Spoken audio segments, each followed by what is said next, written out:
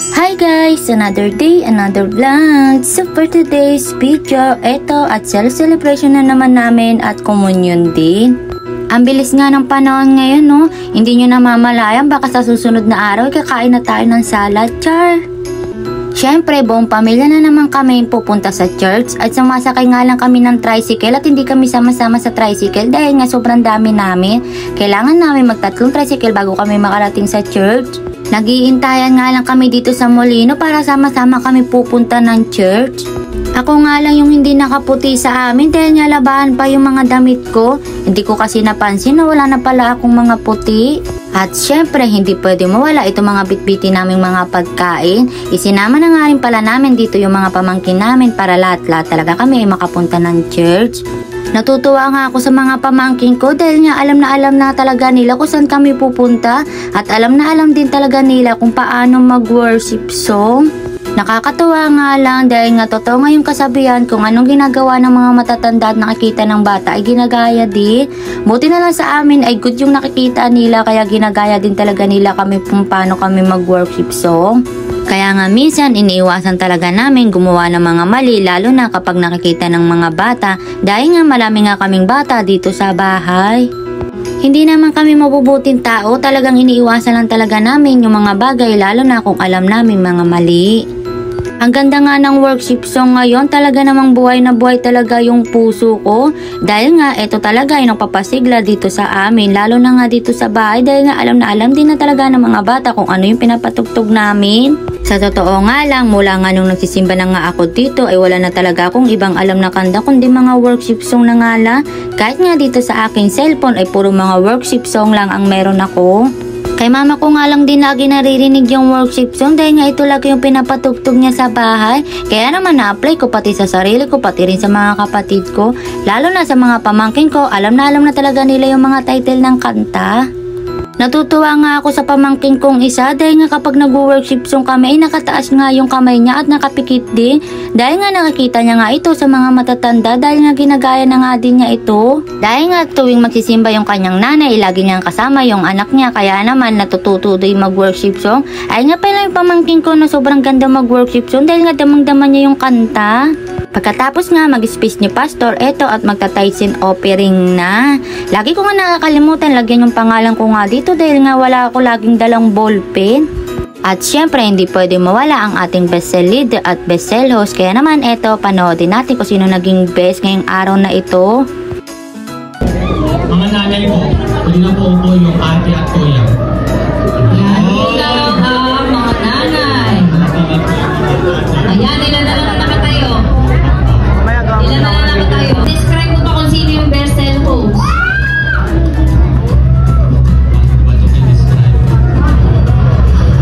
Parang wala na yata akong... Yun ang napili po namin. Yung talaga super nakakanin.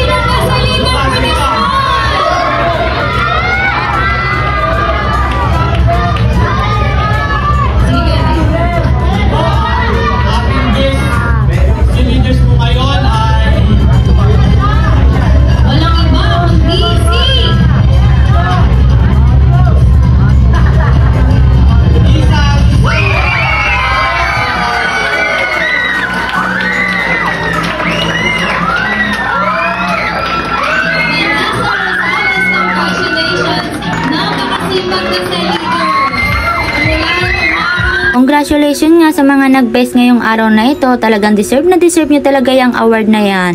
At syempre, hindi natin pwedeng kalimutan kumain. Kaya naman ito at magpe-prepare na tayo at magsasandok na tayo para naman makakain na ang lahat. Ito din talaga yung pinakamaganda ngayong araw na ito dahil nga sama-sama tayo dito kakain for today's video. Nagtulong-tulong at naggambag-ambagan nga pala tayo dito para naman meron tayong pagsasaluhan for today's video.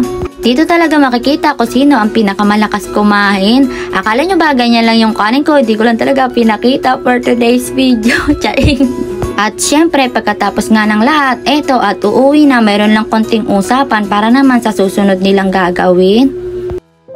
At after nga namin ng church, tumaan nga pala kami dito kay mama. 3 days na nga palang wala si mama sa amin. Ito kasi yung araw na kinuha si mama sa amin. Kahit nga pala 3 days nang wala si mama sa amin, yung sugat at sakit ay nanatili pa rin talaga sa puso ko.